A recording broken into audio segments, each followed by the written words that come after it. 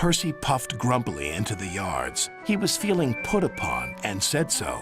"I feel put upon," he complained to Thomas. Thomas was confused. "Put upon what? The rails?" "No, put upon with work. Driver says he is too." "Put upon? What a silly saying," replied Thomas. But Annie and Clarabelle liked it, and they sang about it too. "Percy's been put upon, put upon, put upon. Percy's been put upon, poor old Percy." Percy is being put upon. I am.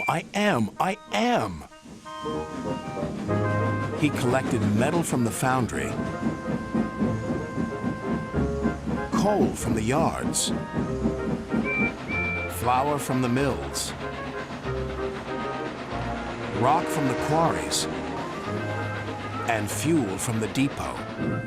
Then he delivered it all to the docks.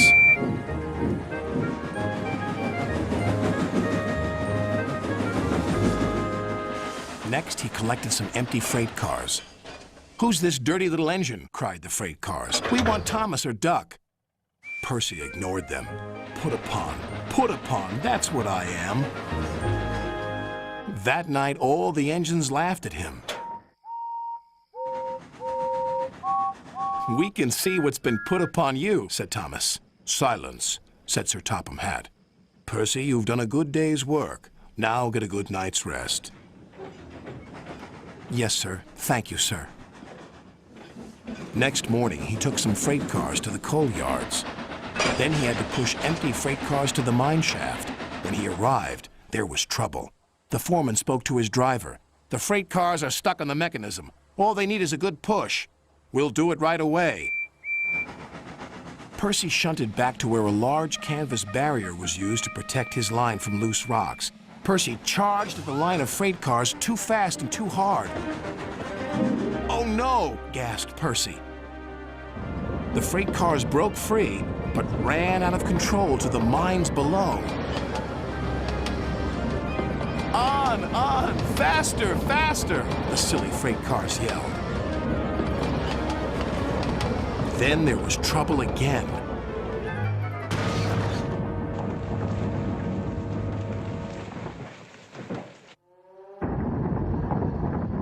"Get out of here fast!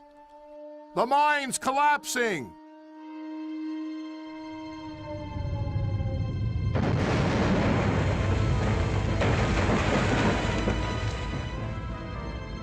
"We'll just have to make a run for it, Percy," called his driver.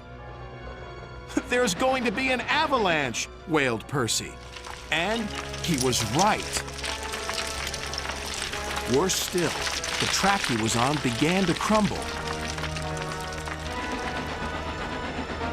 "Oh, help!"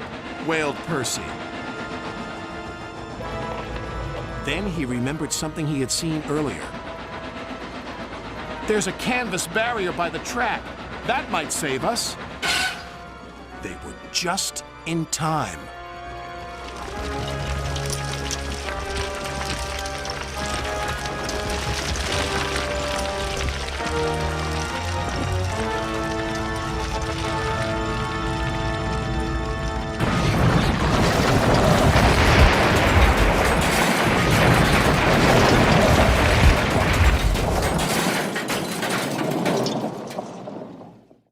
Percy was right. The canvas did indeed save them, but the miners didn't know that. "The avalanche has buried an engine and its crew," shouted the foreman. "We must help them." When Percy had been rescued, Sir Topham Hatt spoke to his driver and fireman, then to Percy. "Driver told me how brave you were, Percy. As a reward, you will be repainted at the works." "Oh, thank you, sir." When he returned, Percy's coat glistened in the sun. "I'm sorry we teased you, Percy," said Thomas. "You were certainly put upon by that avalanche." "Yes, indeed. But just look at my new coat of paint.